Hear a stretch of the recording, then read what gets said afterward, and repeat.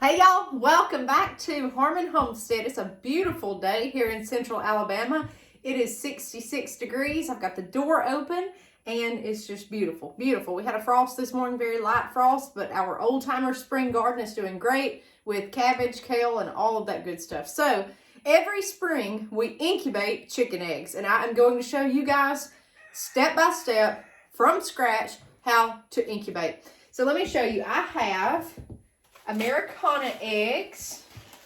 We've done videos on these, okay? In fact, we've got a whole playlist on chickens, and then we've got a whole playlist on incubation, but I've never showed you step by step. Blue eggs, that's what Americanas lay, and I'll pick these up in a second and show you back here, but I have 18 olive eggs from Olive Eggers. So if you want to know how to get those, go back and watch the video. We're going to incubate those today and hatch baby chicks, okay? It saves you money. The incubators are expensive to start out with, but if you incubate a lot, it pays off in the long run. So I have 2 incubators here. I have owned a total of 3 different brands. If you go to a big box store today and buy an incubator off the shelf, it is not going to be good, okay? The ones that I have used. These are the 2 that I recommend. And what I mean by it's not going to be good, we had humidity problems. We had water leaking inside the incubator, and all we've ever used is tabletop incubators. So this is what I like. My very first one was a Hovabator Genesis. This is the GQF Hovabator.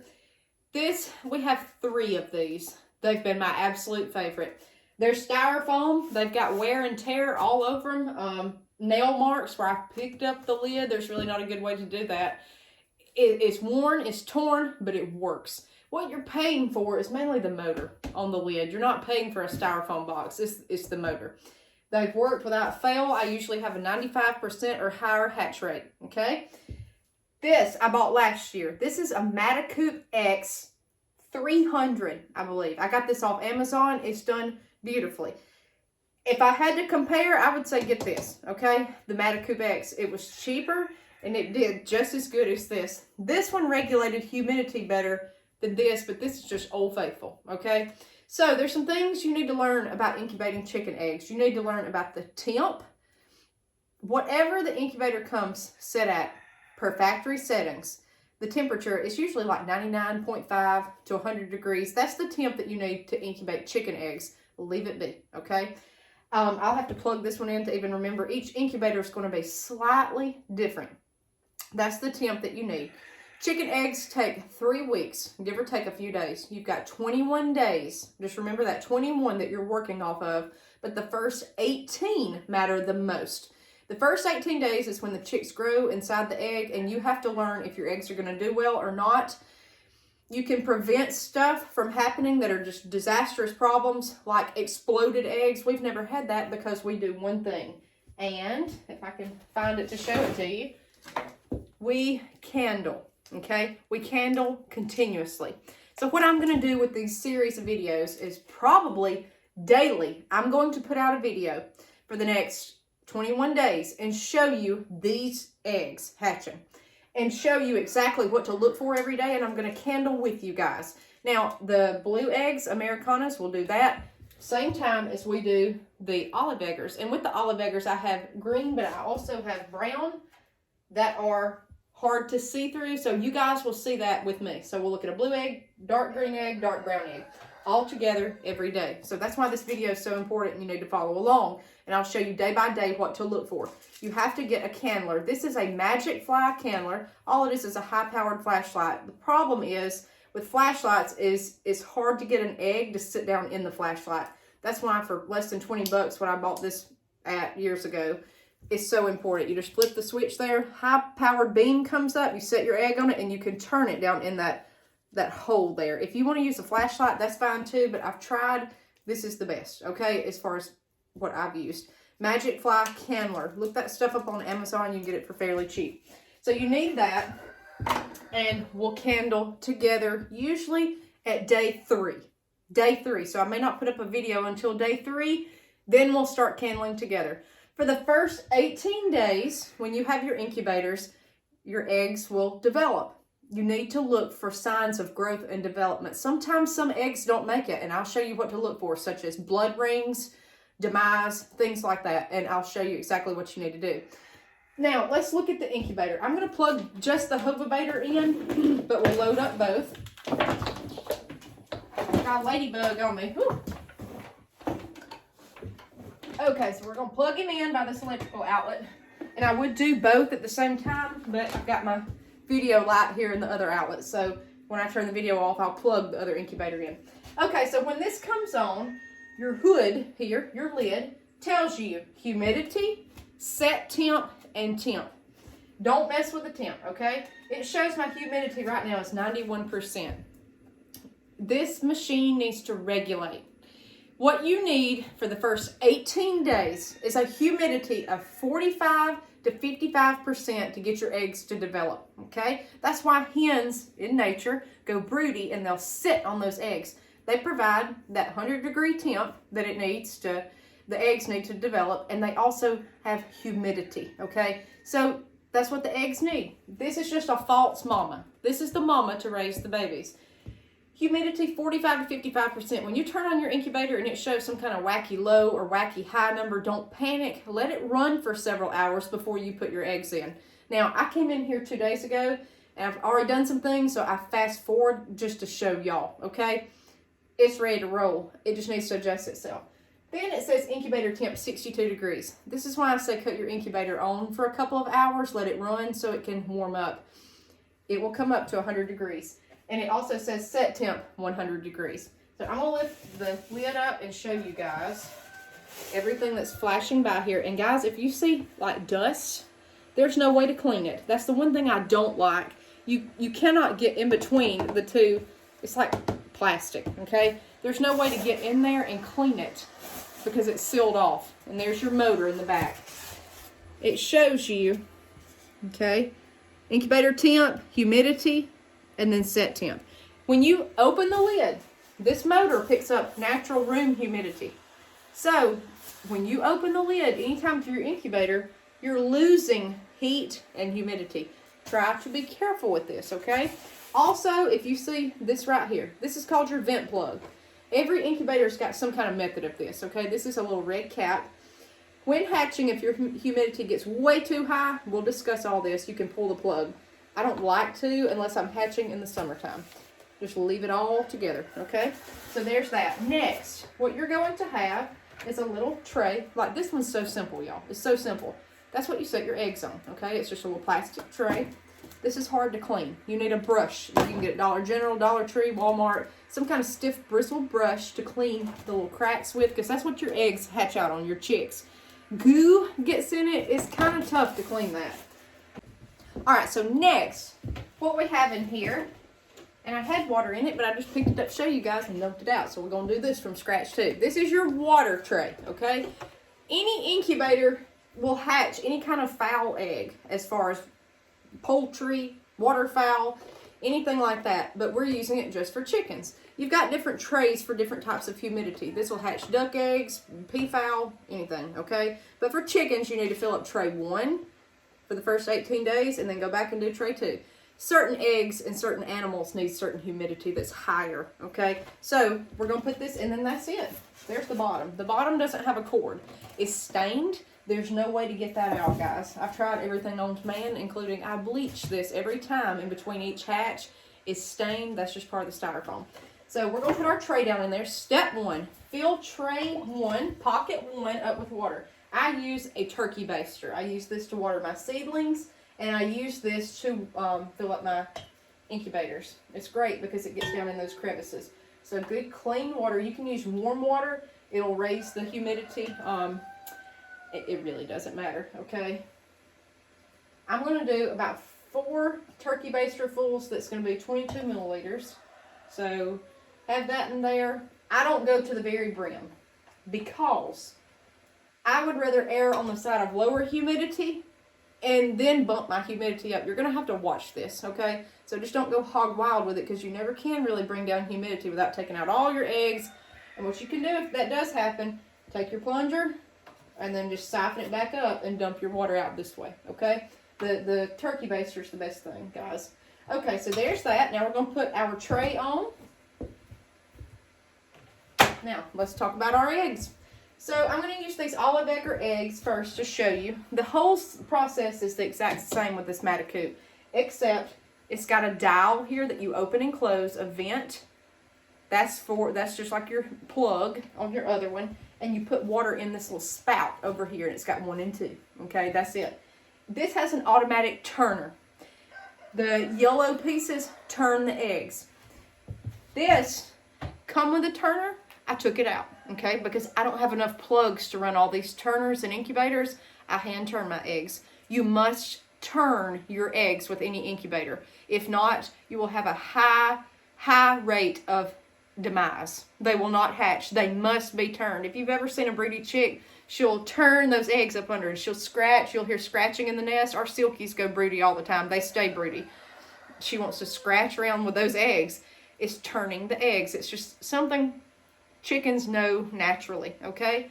So what I'm going to do is hand turn these eggs. How do you hand turn them? How do you know if you're turning them right?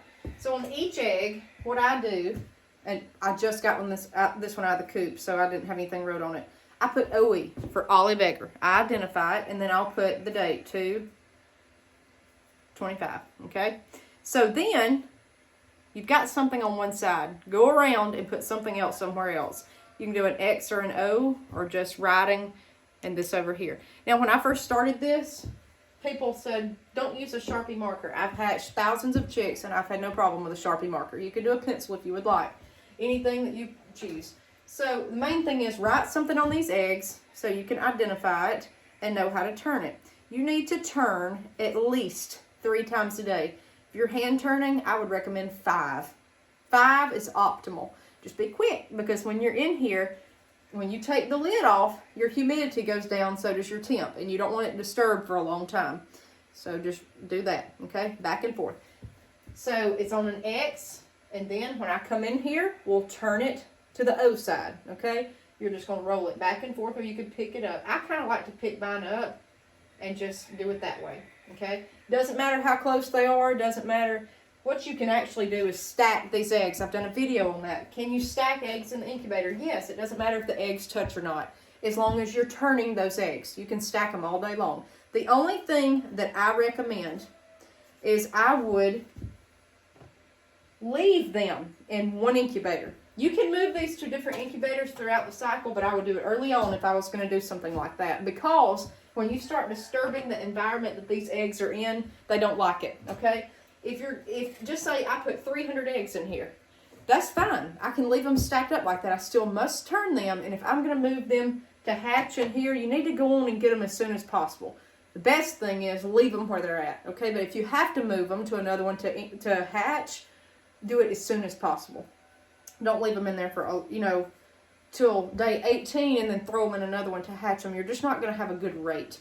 So you can see I'm getting all different colors of olive eggers. This one's got a huge calcium deposit on it. Some may be irregularly shaped. The main thing is put them all down on the same side. Like all this is going to be X, or with the writing OE for olive egger on it, I'm putting O on the back. Just put them in there and go from there. What I'll do tonight is turn these. You must be committed to turning once you start with the eggs, okay? You can't just throw them in here and forget about it. You must turn them if you're not using an automatic turner. So that's that. The incubator recommends putting 36 eggs in here. I believe it's 36. We've got 18, so it's totally fine. Can I hatch just a few eggs in here? Yes, you can. I would never hatch one egg by itself, though. I would always have multiples. Chickens don't like being alone. They will not thrive well. And someone's probably going to ask, why do you have dark eggs that are olive eggs? These are split. They're olive eggers that are olive eggers. They've got this green color gene in there, but they threw brown. I've got this color rooster on top of the brown, so it should give a beautiful khaki color. It'll still be technically an olive egg. So that's why I'm hatching those. Now, what we're going to do, again, is video this through day 18. Starting at day 3, I'm going to come back and show you every day candling these eggs. Some people do not recommend candling frequently. I do every day. There's no problem with it, okay? Not that I've ever seen.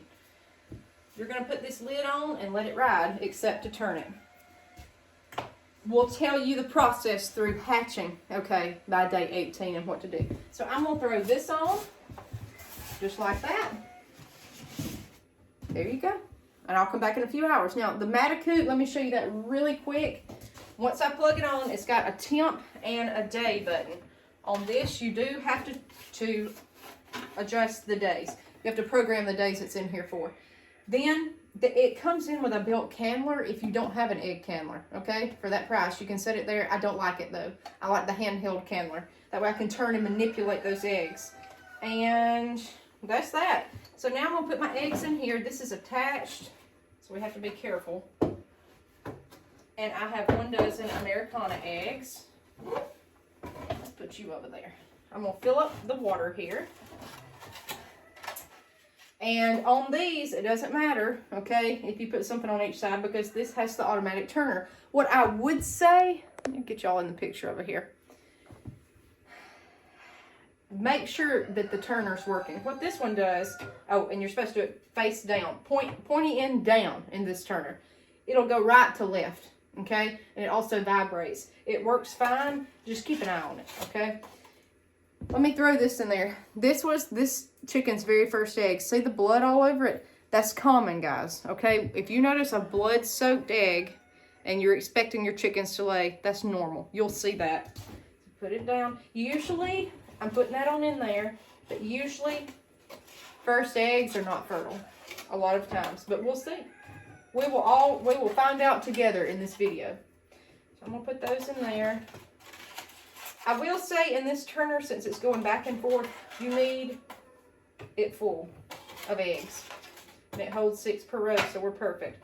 Don't do like 2, because then they'll flop over, okay? So this one needs to be full. That's why a lot of times, and you can take those out and you hand turn them. I just like to hand turn mine. That's just what I like. So then we're going to add some water in there for our humidity. And then once I get off the video with you guys, we'll turn them on. Now, how do I know how to count my days? This you got to listen to. Since I'm doing this at 2 o'clock on a Sunday, you need to remember that it's going to be 2 o'clock when you start adjusting your eggs and putting them on lockdown to hatch out. If you put your eggs in the morning, you count that as day 1. If you put them in at night, don't count that day. You start the next day. So if I put these eggs in at 5 o'clock tonight, I'm not going to count until the next day. So tomorrow would be day 1.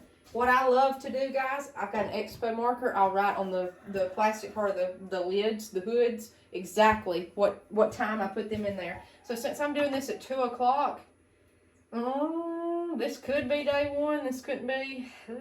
That's kind of iffy. I'm going to go on and count this as day 1. That's just personally what I'm going to do. So, alright, I'm filling this up with the water for tray 1. Okay, about 3 to 4 pipettes full. Put the lid on, and then I'm going to plug him in when I cut the video off. So he just fits on like that. And that's it, okay? And then you program that to what day it is, or how many days. You set it to 21 days. We're going to talk about lockdown. We're going to talk about all this stuff day by day, guys, okay? But that's how you incubate eggs. And then you will notice here, it says 61% humidity, and the temp is up to 74.3. It'll adjust the longer this lid sits on there. It's got to warm up its environment. So that's how to incubate eggs. I'm going to show you a light colored egg, dark, and then the olive's pretty hard to see too. So stay tuned. I will see you guys at day 3 when we candle these eggs. That's our first candling. Day 2, just turn them, okay? There's no point in candling them. You'll see usually a heartbeat at day 3 with chicken eggs. So I will see you guys on day 3. We'll see you next time on Homestead.